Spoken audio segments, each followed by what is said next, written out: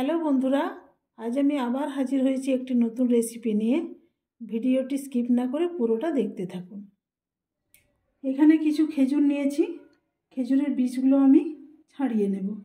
বীজগুলো ছাড়িয়ে নিয়েছি, এরপর একটা মিক্সার গ্রাইন্ডারে দিয়ে ভালোভাবে বেটে নেব।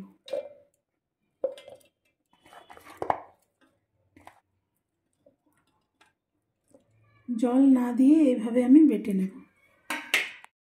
বেটে নিয়েছি, একটু দানা দানা থাকবে, এভাবে বেটে নিতে হবে। গ্যাসটা অন করে একটা কড়াই বসিয়ে দিয়েছি, সাদা তেল দিলাম। আপনারা এখানে চাইলে ঘিও ব্যবহার করতে পারেন।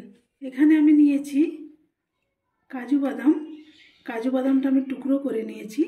আর নিয়েছি চীনা বাদাম, খোসাটা ছাড়িয়ে নিয়েছি।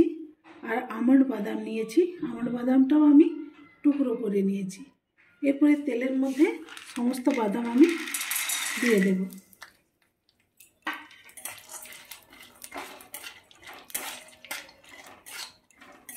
অল্প একটু হালকা করে আমি ভেজে নেব।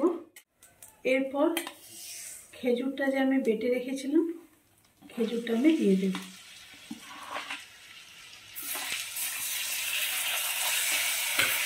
এগুলো ভালোভাবে নাড়াচাড়া করব যাতে বাদামটা খেজুরের সাথে মিশে যায়। লো ফ্লেমে রান্নাটা করতে হবে, নাহলে কিন্তু পুড়ে যাবে। সমস্ত কিছু মিশে গেছে, বেশ শক্ত হয়ে গেছে ডোটা। এরপর আমি গ্যাসটা অফ করে দিচ্ছি। এরপর নামিয়ে নিয়েছি। এরপর ঠান্ডা হওয়ার জন্য অপেক্ষা করব। ঠান্ডা হয়ে গেছে। এরপর এখানে একটা থালা নিয়েছি, আর এখানে আমি নিয়েছি পোস্তটা আমি শুকনো খোলায় হালকা একটু ভেজে নিয়েছি। খুব বেশি ভাজা চলবে না, তাহলে লাল হয়ে যাবে। একদম অল্প আঁচে ভেজে নিয়েছি। এরপর এই থালার গায়ে চারিদিকে আমি ছড়িয়ে দেব। যদি তিল থাকে তাহলে আপনার তিলও ব্যবহার করতে পারেন। ডোটা আমার ঠান্ডা হয়ে গেছে। এরপর হালকা আমি হাতে তেল নিয়েছি, তেল দিয়ে এবারে আস্তে আস্তে এইভাবে লম্বা করে নেব। আপনারা যে কোনো শেপ দিতে পারেন। আমি এইভাবে লম্বা করে নিচ্ছি। এরপর এই থালার মধ্যে দিয়ে এইভাবে পোস্তটা লাগিয়ে নেব।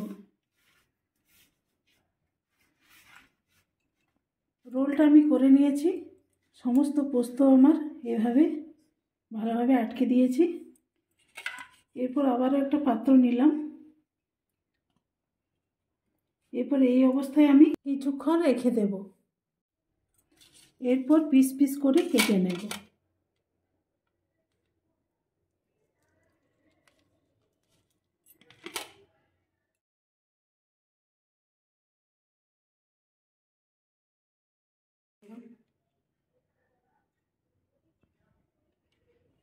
এভাবে কেটে নেব। ব্যাস রেডি হয়ে গেল। আপনারাও এভাবে বাড়িতে ট্রাই করে দেখবেন, খুব ভালো লাগে খেতে। আমার এই রেসিপি যদি ভালো লাগে লাইক করবেন, বন্ধুদের সাথে শেয়ার করবেন, আর কমেন্ট করে জানাবেন কেমন হয়েছে।